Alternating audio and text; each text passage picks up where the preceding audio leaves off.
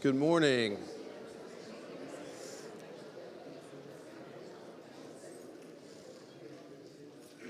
Well, that's concerning. The last couple of weeks, it's been kind of a challenge to get everybody quiet down. Are we tired? We're a little subdued today, right? That's not good because the last couple of weeks, you guys have had such great interaction. This week, I went out on faith, and I'm counting on you guys to participate, or we're going to be back to that awkward silence again, right? We don't want that.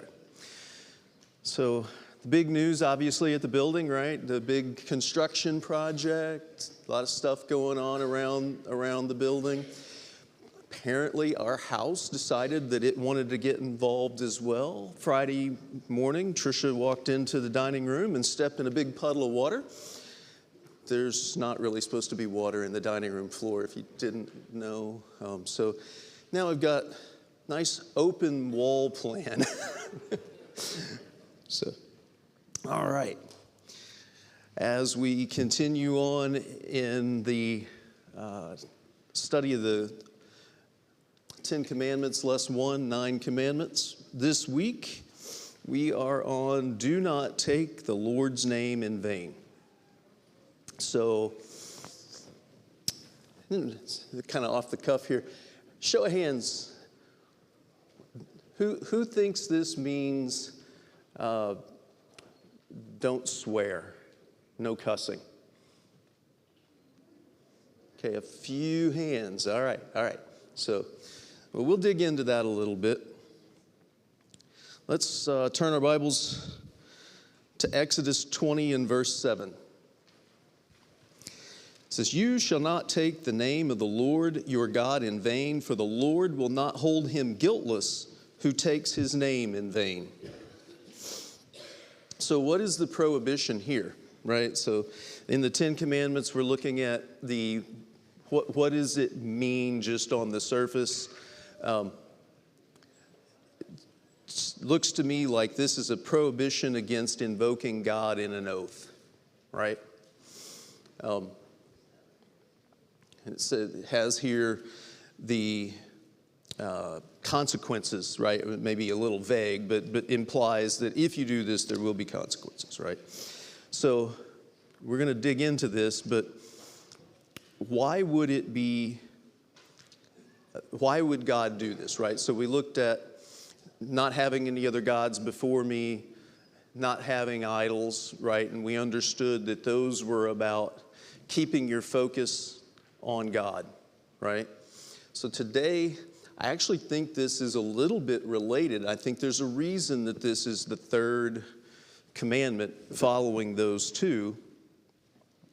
But I believe the reason, and we'll attempt to prove it, is that if you invoke God in your pledge to do something, and you fail to do it, it reflects poorly on God, right? So we said that we want to have people with a pure relationship with God. We don't want to be out of line with the things that he teaches and claiming to be in his people, because that makes confusion. It makes difficult for the people around us to understand God's nature, and that's part of who the children of Israel were and who the church is, are the example into the community to help people understand God, right?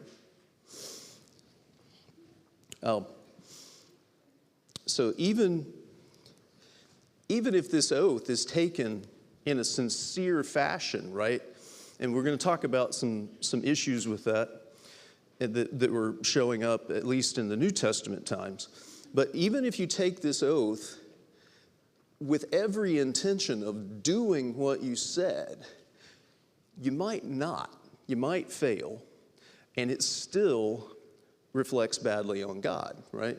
So I think that might be where the motivation to prohibit using his name comes in, right? So what we may need to do is back up a little bit and define an oath. Does anybody want to take a crack at the definition of oath? What is an oath?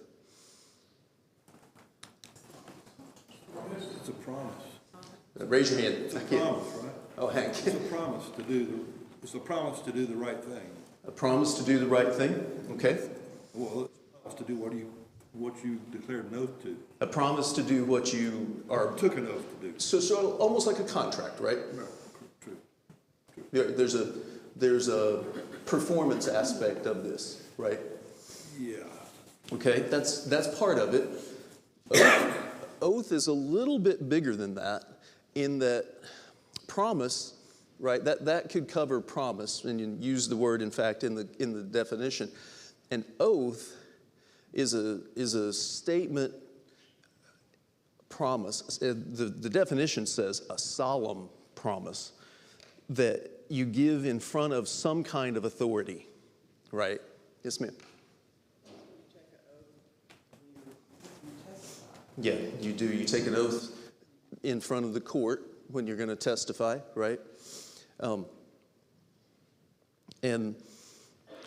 even in our earthly oath taking, right, there is a potential for, and you are signing on to some consequences for your failure to perform or to deliver what it is you're saying, right?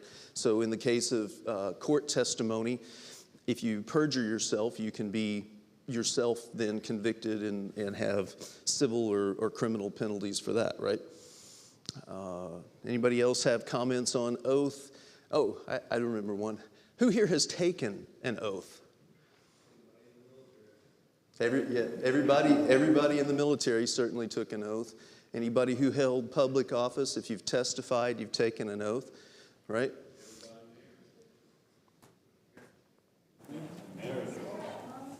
Oh, Keith. Okay, that's an oath in your marriage vows, yeah.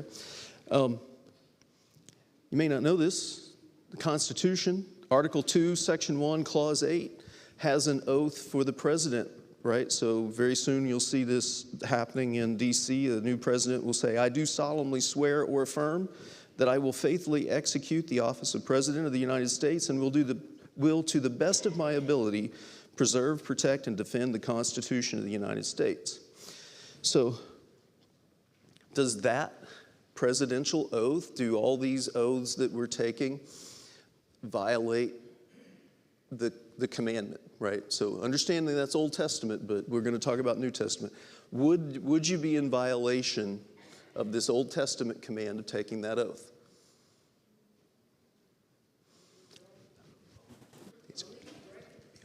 Be okay, right? So now, interestingly, it's not part of the constitutional oath, but the tradition is for the president to say, "So help me God," or something to that effect, right? To call on God's assistance to fulfill his oath as president, right? That could be riding a line.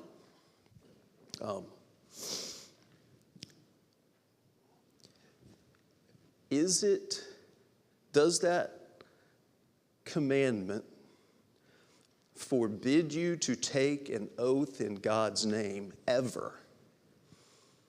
Did I see your hand up, Rocky? Did you? I'm sorry. I thought I saw you. Oh, I was going to say something when you get a pause. Go ahead. I was going to say, I think it's much broader than that, because when we look at how God's name is used in the Bible, it's used to describe himself. It reveals things about him. I mean, we've had lessons here before where you looked at all the different Hebrew words that are used in reference to God. So what this is saying is God, his name is who he is. All these names represents who he is. And when we use his name in vain, is when we use it for some evil purpose or some insincere purpose, or when we attribute things to God that's not worthy of God. So like when we call ourselves a Christian, we're using God's name. And there's examples in the New Testament where people are criticized for blaspheming God or giving evil people an occasion to blaspheme God. Why? Because they're not living in accordance with God's will. And so by them claiming to be Christians, people look at them and say, "Well, you're not living like Christ." And so it's much, much broader than that. You know, it's more than just oaths. It's more than just, people cussing and using God's name in an evil way. Our lives can be using God's name in vain. When we claim we're Christians and everybody looks at us and says, well, you're living like everybody else. How can you be a Christian? We're blaspheming God. And I think blasphemy is a related word to that. Okay, well, class dismissed. But Rocky is correct. There is a lot more to this, and we will go through a process and lay this out as we move forward. So the question is, are oaths in God's name forbidden? So let's turn over to Exodus 22, 10 and 11. It says, if a man gives to his neighbor a donkey or an ox or a sheep or any beast to keep it safe, and it dies or is injured or is driven away without anyone seeing it, an oath by the Lord shall be between them to see whether or not he has put his hand to his neighbor's property. The owner shall accept the oath, and he shall not make restitution. And then in Numbers chapter 30 and verse 2, it says, if a man vows a vow to the Lord or swears an oath to bind himself by a pledge, he shall not break his word. He shall do accordingly to all that proceeds out of his mouth. So as Rocky was pointing out, if you look at this commandment, I think the emphasis is on in vain. You shall not take the Lord's name in vain, because here we see in Exodus 22, the Lord is commanding them in this certain circumstance, you're going to take an oath in my name between the two of you, right? And it's kind of saying that if you read the rest of that God will judge between them, right? So it's clear that the problem is not using or swearing by God. The problem is this piece of in vain, right?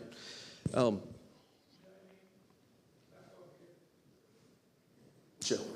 How many of us have ever said when we were baptized that I do believe that Jesus Christ is the Son of God? Right, the confession, yeah. I mean, we've made an oath to God there. We made a promise to Him that we believe in Him. So how many of us have done that? That's not against God's word. Right. It's one that should be looked to every one of us as we think about when we became a Christian, or when we become a Christian, or are we willing to take that oath that we believe that? And that's not exactly found in the scriptures, right? It's not like there's a verse that says, and when you're baptized, you will say these words, right? So you're right, that is something that we do that's perfectly acceptable and okay, right? But I do. Yeah. So in vain, that can cover kind of a big set of territory, right? So I went looking to find a really nice crystallized story of somebody who made an oath in the Lord's name and then broke it and suffered some consequences. And shockingly, there really wasn't anything that was a direct read between those two. No explicit example, this happened, then that happened, right? So you'll have to bear with me. But let's look in Jeremiah 34:12.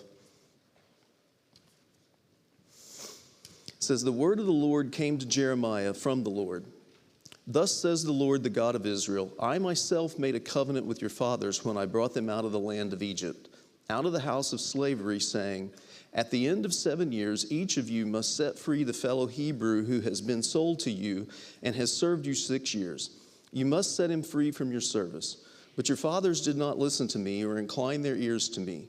You recently repented and did what was right in my eyes by proclaiming liberty, each to his neighbor, and you made a covenant before me in the house that is called by my name. But then you turned around and profaned my name when each of you took back his male and female slaves, whom you had set free according to their desire, and you brought them into subjection to be your slaves. Therefore, thus says the Lord, you have not obeyed me by proclaiming liberty, every one to his brother and his neighbor, Behold, I proclaim to you liberty to the sword, to pestilence and to famine, declares the Lord. I will make you a whore to all the kingdoms of the earth, and the men who transgressed my covenant and did not keep the terms of the covenant that they made before me, I will make them like the calf that they cut in two and passed between its parts. The officials of Judah, the officials of Jerusalem, the eunuchs, the priests, and all the people of the land who passed between the parts of the calf. And I will give them into the hand of their enemies and into the hand of those who seek their lives. Their dead bodies shall be food for the birds of the air and the beasts of the earth. So there's a longer story. That's kind of the summary of the story. But as Babylon is attacking, there's a coming to an understanding that, hey, we've been out of sync with things, right? And the king says, we need to get back in line with God's word, and they go out. And one of the things they identify is that I think they're all afraid of being captives to Babylon, so it's on their mind, hey, no Hebrew should own a Hebrew, right? So these rules are there. We have to do what the rules say. And everybody said, yeah, that's right. And they made a big show of it, and it doesn't specifically say in the verses before, but you see here I will make them like the calf that they cut in two and pass between its parts. That was part of a ceremony of making a covenant. I think Abraham, did this with God. There's a whole kind of disgusting process of how this works, but you split the calf and you walk between it, and that's a signature or a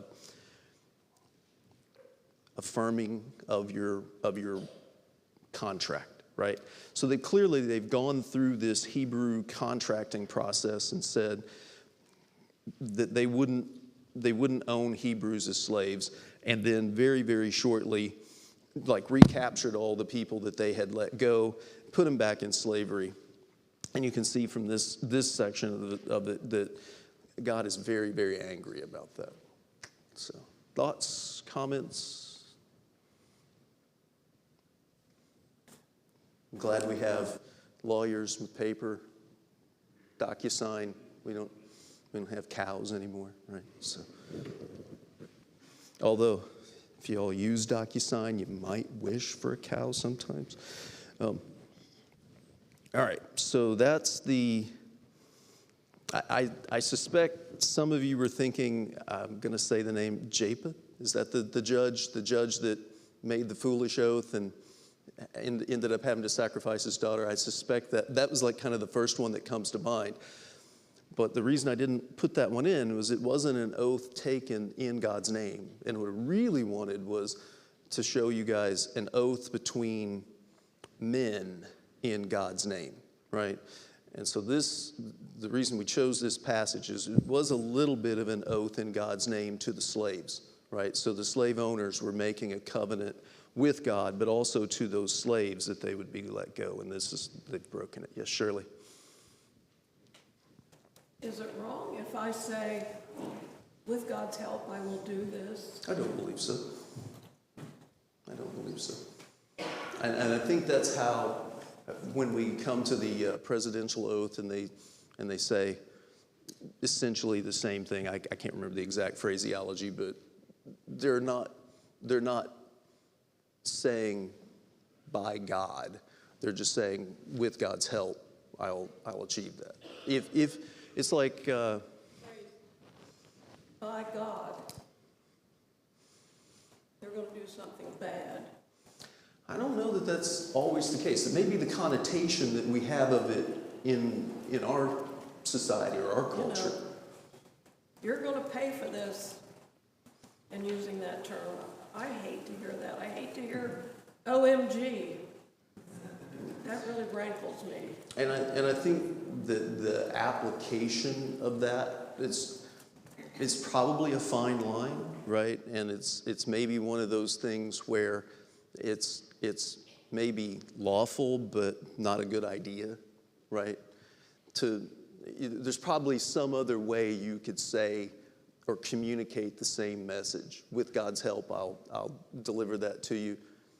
Euphemisms too. Euphemisms? That's a big word. Well, my mother wouldn't allow that either. There was no heck or anything like that allowed. Yeah, alternative, substitutive type situation. Justin. I think to Shirley's point about saying OMG or anything like that, several times in the Old Testament it talks about fearing the Lord your God, and that's really, respecting Him. And I think if you're saying something like that, you're not really showing Him respect. So I think that's why I would be frowned upon. Yeah, and it's also a differentiator, right? Like people, one of the quickest ways Christians get identified in public, right, is through their speech or what they don't say, right? So we've spent a couple of weeks talking about God's desire for His people to set themselves apart, and that's just another assimilation, right, if you use those kinds of terms. Mark? I just wanted to follow on what Shirley and Justin both said. There's an aspect of that taking the Lord's name in vain that has to do with respect. And I mean, in the scribes of that era, when they wrote God's name, they threw the pen away. I mean, it was that kind of respect that they did not take that lightly. And so I think when we hear in today's world where, and Shirley referenced the OMG, those are the kinds of things that just makes my skin kind of crawl when I hear that, because it's said with just, so flippantly that it's just, oh yeah, and that's, that's to my mind, that's as bad or worse than cursing or because of the connotation of that. Matt? Yeah, it's all about how you say it, because Psalm says, "Oh my God, I trust in you," and we even sing that song. But he's using it as a sign of respect, as we do when we sing it. It just depends on how you use it. Yeah, English is fun, right? Yes. Harry? So, Jews, ancient Judaism, they looked at the name. If you look at Isaiah chapter 30, verse 27, the name of the Lord comes from afar with burning anger. His anger. And his burden is heavy, and his lips are full of indignation. So, Jews look at just the name of God with such fear and reverence, and just to speak His name, they didn't want to use it more. And at some point, we lost that along the way. We just don't feel like He's going to punish us in any type of way or deal with us in any type of way, because it's just so flippant, as everyone says. Yeah, I think I've thought about this a little bit, and I don't think it's one, I'm not prepared to talk about it, but two, it's probably the wrong forum. But that's probably happened at the formation of the church, at the change of the covenant. The relationship between man and God changed significantly, right? And you went from a very hierarchical, very rigid and formal system to a much more familial system, right? And maybe some of that pomp and circumstance was bad, but maybe some of it was important, and we haven't balanced correctly, right? Mary? I look at it is when you use God's name and it becomes slang. Okay. That's really different. Right, so what is slang? Slang is kind of a demotion, or it's a lower sort of class of language, right? So you have the formal language, which is maybe also like the respectful to disrespectful, right?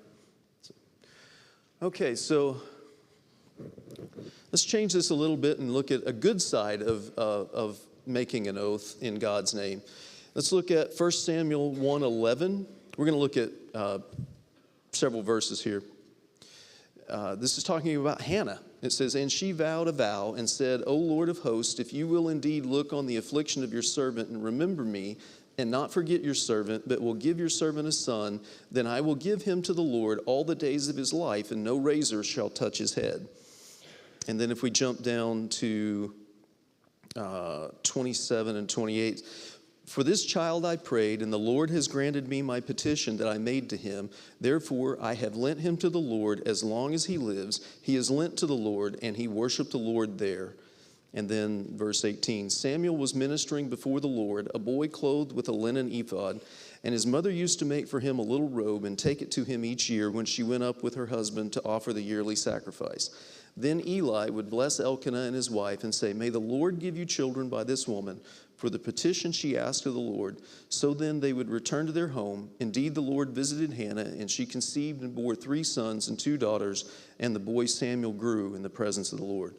So a little bit, again, not exactly what I would like to have shown, but it's clear that not only did Hannah make this vow quietly, silently to the Lord, but she let other people know that she had made a commitment about this son to the Lord. And you can see that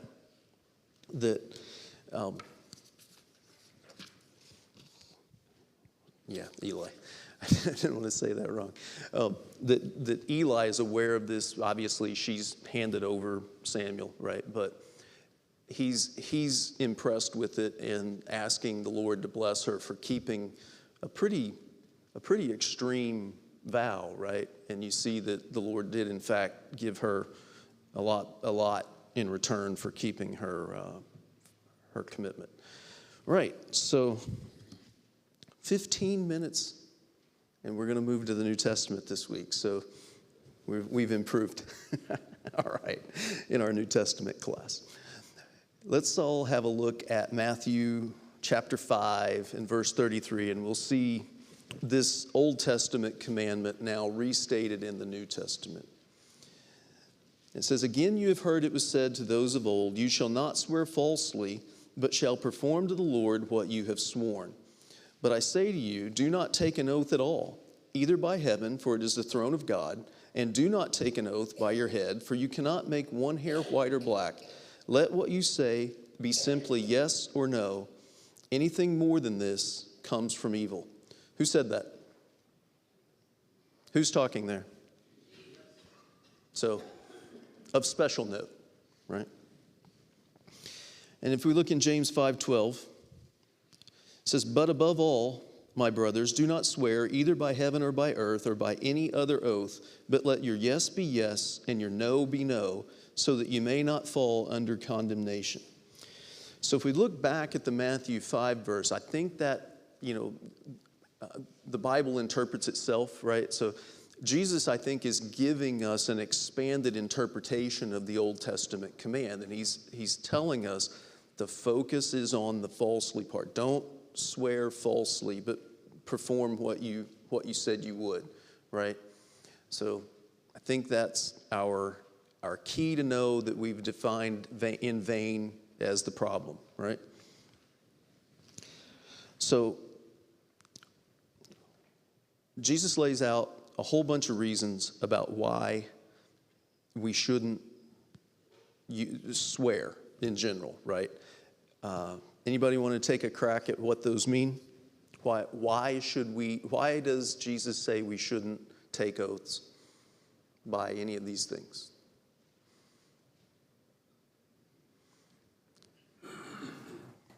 I think he says they're not yours to control. I'm sorry. They're not yours to control. You don't have dominion over those like God. That is exactly right. What do you have dominion over? What you mean, your own words. Very little, right? So let your yes be yes and your no be no. Those are within your control. But you don't have any authority to subordinate heaven. You don't have any authority to subordinate God, right? So you can't even really control your own physical circumstances, right? He's talking about the hairs of your head.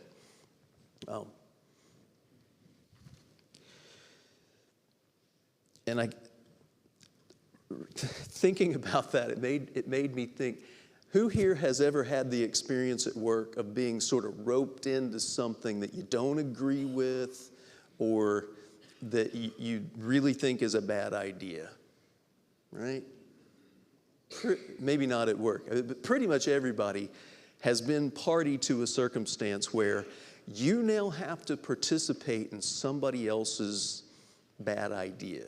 And I think what God is saying is he doesn't want to be involved in your plan. You're involved in his plan, right? And so we don't have the ability to even ask for that, right?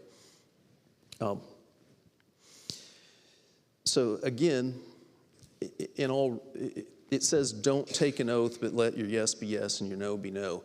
But the whole reason for that is the same, right? So why did we restate this? Because just like in the Old Testament, still failing to live up to an oath that you've made in God's name puts a mark on God's brand, right? And so just don't do it. Let's look at Matthew 23, verse 16. It says, "Woe to you, blind guides, who say, if anyone swears by the temple, it is nothing. But if anyone swears by the gold of the temple, he is bound by his oath. You blind fools, for which is greater, the gold or the temple that has made the gold sacred? And you say, if anyone swears by the altar, it is nothing. But if anyone swears by the gift that is on the altar, he is bound by his oath. You blind men, for which is greater, the gift or the altar that makes the gift sacred? So whoever swears by the altar swears by it and by everything on it. And whoever swears by the temple swears by it and by him who dwells in it. And whoever swears by heaven swears by the throne of God and by him who sits upon it." So, kind of a crazy situation, right? Obviously, I don't have any firsthand knowledge, but there are some commentators that say that this was a very pervasive issue in the culture, right? Of kind of giving your word to something and then, well, I kind of had my fingers crossed when I said that, so that doesn't apply. I only swore by the temple. Had I sworn by the gold of the temple, you could hold me accountable, but,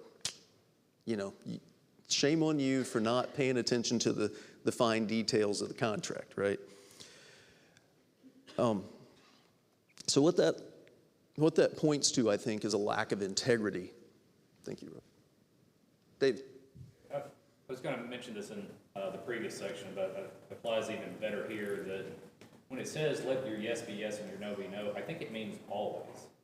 You think it means what? Always. Always, yeah. In other words, I completely agree with your main point, but I think also God was tired of people not living in truth, right?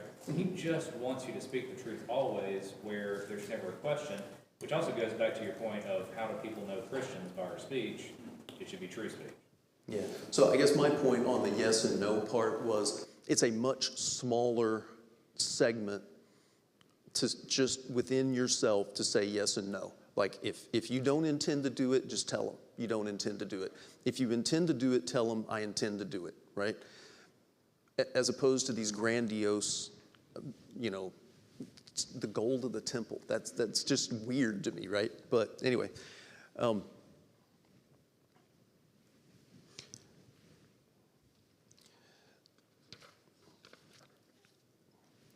if you think about everything in societies, right? In any civilized society, almost every aspect of what happens in society is based on trust in some fashion, right? Markets, right? I had a business, had customers. I paid for things, I gave those things to the customers and trusted them that in 30 days' terms they would send me a check to pay for that. Usually happen.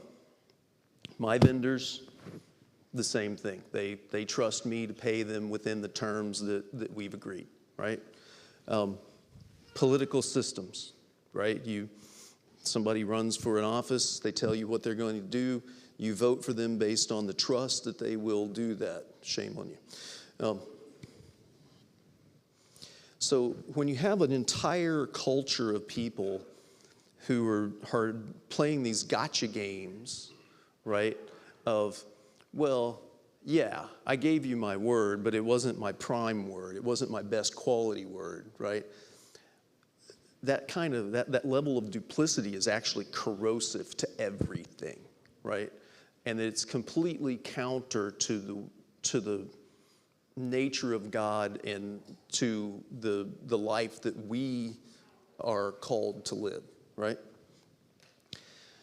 So I guess the question that comes from that is, how do we, living our daily lives as Christians, build trust in the world with people who aren't Christians and who have this expectation that you are false, that you are not telling them the truth? How do we cope with that? What's the tools? Just being truthful. Consistently true. Yeah, consistently. Consistency, right? And we're going to dig a little deeper into that. Yes, sir. You're sitting behind the pole, sorry. Sorry.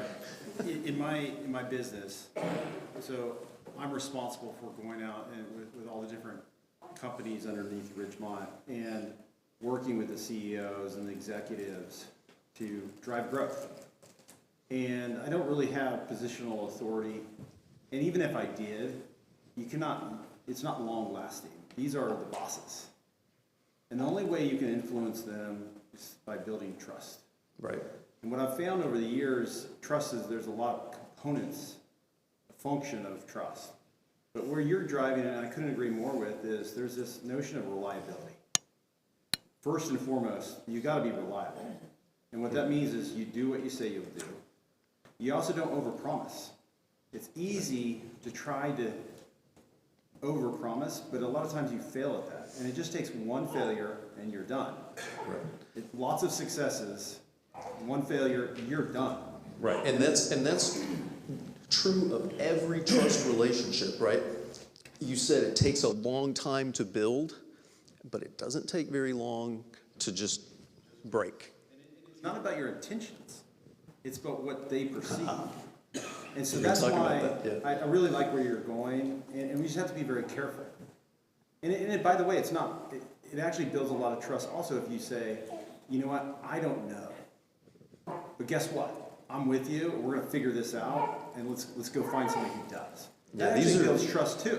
So what Matt's talking about are all things that technical professional salespeople, maybe there's a level of sales that doesn't get into this, but things if you're in honest business and you want to build relationships with customers, these are all things that salespeople have to take into account. Don't overpromise. Do what you say you're going to do.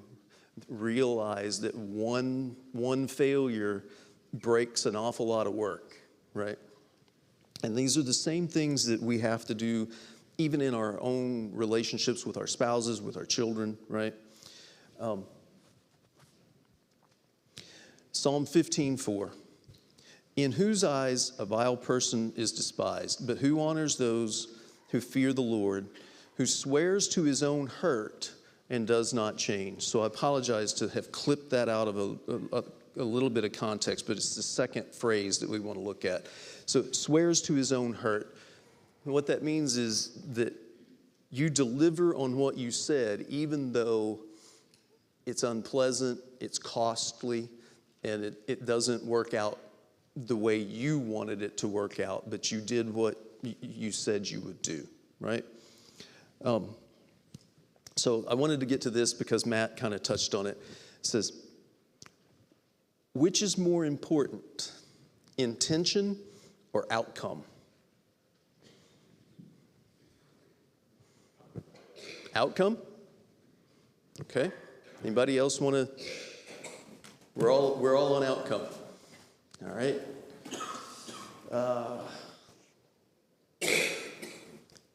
So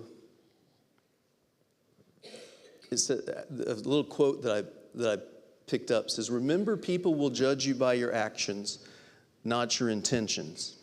You may have a heart of gold, but so does a hard-boiled egg."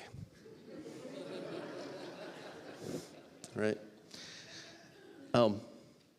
So we're going to skip ahead a little bit. Let's look at Matthew chapter 7, verse 21. "Not everyone who says to me, 'Lord, Lord,' will enter the kingdom of heaven, but the one who does the will of my Father who is in heaven. On that day, many will say to me, 'Lord, Lord, did we not prophesy in your name and cast out demons in your name and do many mighty works in your name?' And then will I declare to them, 'I never knew you. Depart from me, you workers of lawlessness.'" Intention or outcome?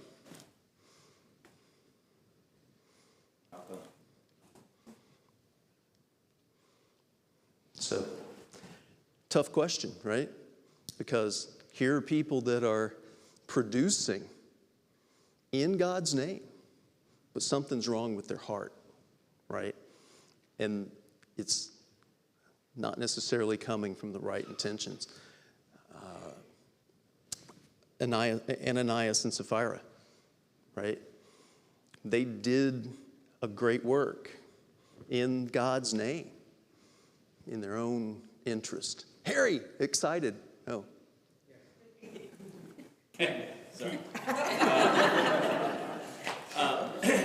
To this point, the whole problem Jesus had with the Pharisees wouldn't have existed had intention been the metric, right? Because in their minds, in their hearts, Paul is a great example of that. He thought what he was doing was spot on right. But intention's not it, right? The outcome, the fruit is what we're judged by.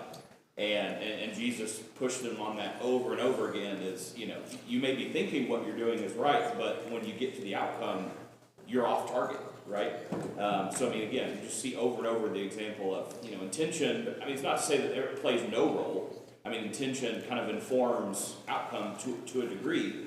But as Matt and others have mentioned, our intentions can be one thing, our outcome is others, and we're going to be judged on the outcome side, right? Nobody else knows necessarily the intention that we have on anything. Right. They can only judge what's placed before them. So my point is, right, God knows the outcome. So we can be watching somebody baptize hundreds of people. Right? We can watch that person be the most humble and pious and giving person ever. And in our estimation, the outcome is fantastic. But in God's estimation, it was all wrong. It was all bad. It was fruitless. It was empty. Mark? There's Paul in the Corinthian letter, 1 Corinthian letter, addresses both of those things. And you mentioned we can do all these great things, but in 1 Corinthians 13, if we don't do it with love, then it's all for naught. Right. He also talks about, in 1 Corinthians 6, is talking about judging between brothers. Why do you go to law with each other? Shouldn't you rather be cheated or defrauded as opposed to going to law with a brother? And it all boils down to the second greatest commandment. Love your neighbor as yourself. And if you're tweaking the words or the oath or the honesty or the trust to suit yourself, then you violated that commandment. And at that point, you've sinned. Right. So I think from my point, Keaton, I don't want to choose between intention and outcome because I think they're both important. And if you're achieving good outcomes for wrong reasons, God's not impressed, right? So, Lisa. Follow through? Okay. Yeah, if you're intending to do something, but you need to get to the outcome part, you have to have the follow through, you have to have the connection. Yeah, it would be hard to think of somebody starting out to baptize someone with bad intentions, right? Yeah, so follow through would be, yeah. All right, so we are past time. Let me see if there's anything. Yep, that's pretty much all we needed to cover. All right, so thank you very much for your comments, and we'll talk to you next week.